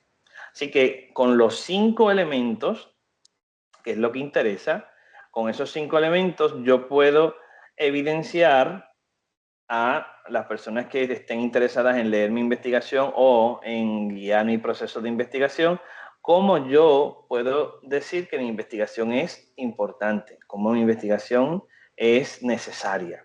Así que, ¿qué conviene para realizar la investigación? ¿Quién se beneficia? ¿Qué se beneficia con esto? ¿Qué beneficios se obtienen? ¿Cómo se intentará identificar posibles soluciones al problema? Cómo se aportará un conocimiento nuevo y se dará paso a investigaciones nuevas, incluso con metodologías o enfoques diferentes o métodos diferentes. Y ya con esto podríamos resumir el tema de hoy en este webinar, que comenzamos con la identificación de un tema, cómo irlo depurando para encontrar el foco de estudio. Como parte de ese foco de estudio, que es la parte específica de ese tema, encuentro mi problema de investigación, en qué se basa el problema de investigación desde el contexto negativo que encierra, qué cosas pueden tener identificadas cuando se habla de esa parte negativa del problema, que vimos que eran como carencias, limitaciones, preocupaciones, controversias, conflictos, entre otros asuntos negativos, y ver la parte tripartita de presentar un problema. Situaciones que anteceden al problema inmediatamente, el problema en sí, con sus dificultades específicas y demás, lo que implica, y qué consecuencias negativas acarrea.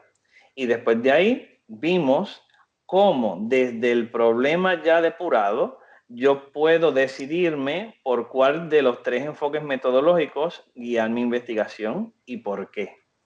Viendo el asunto de la posibilidad de medición, la necesidad de medición, la necesidad de indagación cualitativa o una necesidad de hacer una indagación combinada y sustentada con todas las partes que necesitamos allí, que vimos la parte teórica y la empírica principalmente.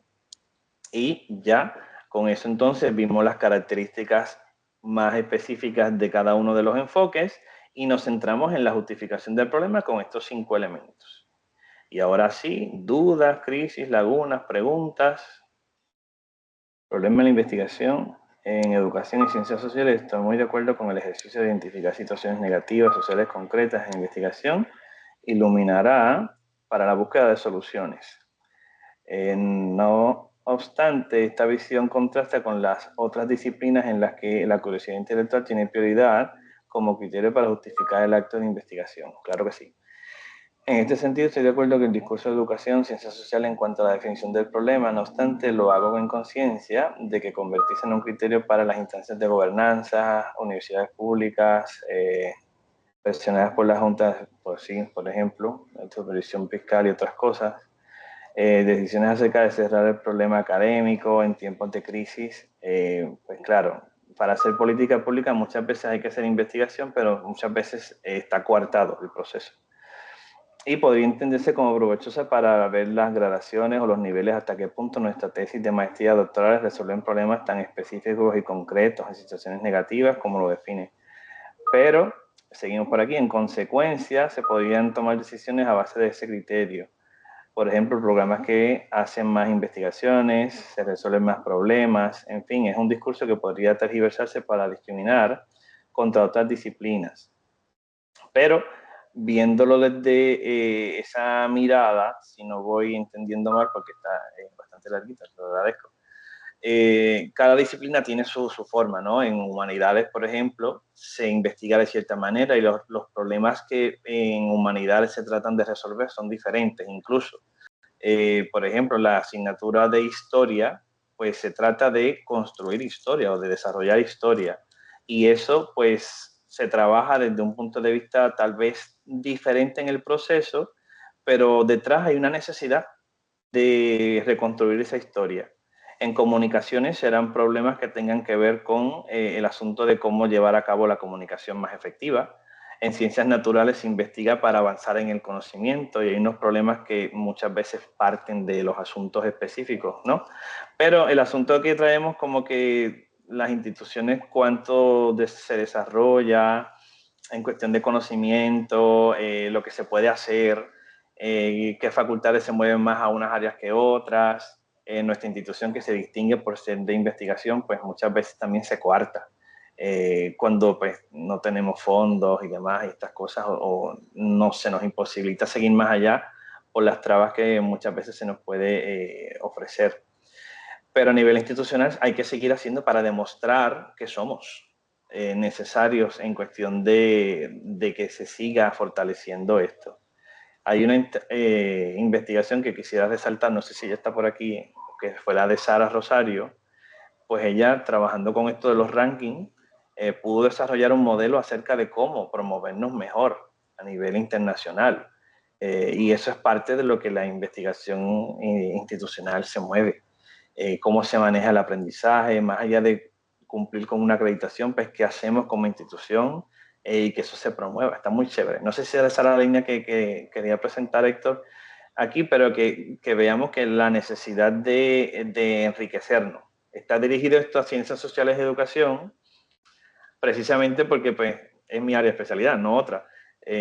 Pero muchos nos movemos en esa área. Ciencias sociales y educación tienen muchos programas, incluso a nivel subgraduado y graduado, que promueven la investigación, y eso es muy necesario. Y esta estructura que podamos tener de base, este repaso con los procesos, es muy, muy necesario. Así que le agradezco ese comentario bien chévere y esa reflexión para que nos motive también a seguir investigando. ¿Alguien más que quiera decir alguna cosita? Les agradezco las palabras positivas que están escribiendo por ahí, las expresiones.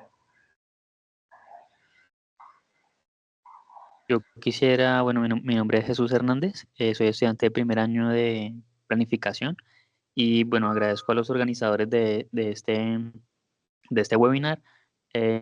Agradezco también por el tema, creo que el tema es muy importante y creo que es muy importante también para bueno, para las personas subgraduadas, pero también de pronto para los estudiantes graduados en el sentido en que a veces puede pasar un año, 2 años, 3 años, quizás más, que se termina el bachillerato y luego se regresa nuevamente a la academia. Entonces, la parte de investigación y todo esto quizás queda como un hueco, entonces debe uno retomar y creo que es muy importante este tipo de capacitaciones porque refrescan conocimiento, nos acercan nuevamente a la investigación para poder ya en estudios graduados poder hacer buenos trabajos. Entonces, de verdad, muchas gracias.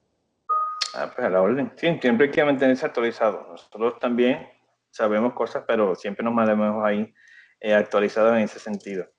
Y entonces, veo aquí la parte final de Héctor, que sí que resolver un problema simple, yo trato de que no se vea como que resolví el problema, sino que encuentro posibles soluciones al problema o líneas, ¿no? Para seguir, porque un problema tiene tantos factores o tantas perspectivas de cómo verlo, y cada vez surgen cosas nuevas. Tal vez hay cosas inmediatas, que si no se aprende una destreza específica, o se tiene un aprovechamiento bajo, pues en clase yo lo puedo trabajar y al momento pues tratar de que ese estudiante mejore, continúe, fortalezca y ya pues, entre comillas, resolví ese pequeño problema que había. Pero qué otras cosas van a venir en adelante que ese estudiante pudiera encontrarse más allá o con otra asignatura, pues sigue siendo el asunto de resolver un problema muy amplio, claro que sí. Mayormente queremos buscar esas guías de encontrar las posibles soluciones y demás. Y a eso nos llevamos, que la investigación muchas veces hay tantas tesis que se resuelven y todavía siguen haciendo así, porque hay que investigar en muchas cosas y ese conocimiento que adquirimos de una investigación es muchísimo. Y todavía de una investigación sale más y más y más.